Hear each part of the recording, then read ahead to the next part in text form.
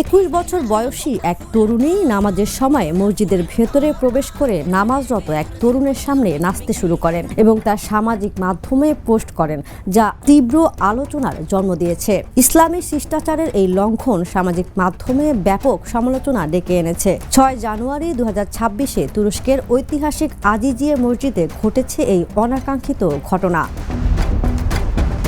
তুর্কি কর্তৃপক্ষ ধর্মীয় অবমাননার বিরুদ্ধে থাকা আইনের আওতায় তদন্ত শুরু করেছে।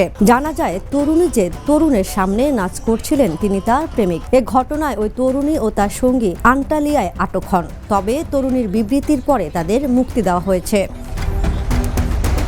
ভিডিওটি তুর্কি ইসলামী সংবাদ মাধ্যমে শেয়ার করেছে। তাতে অনেকে এই ঘটনার জন্য তার শাস্তির দাবি করেছেন, আবার কেউ সামাজিক নৈতিক অবক্ষয় নিয়ে সমালোচনা করেছেন। এই ঘটনা যুব সংস্কৃতি ও সংরক্ষণশীল নীতি, ধর্ম ও স্বাধীনতার মধ্যে চলমান টানাপোড়েনকে স্পষ্টভাবে তুলে ধরেছে। আন্তর্জাতিক ডেস্ক, দ্য নিউজ।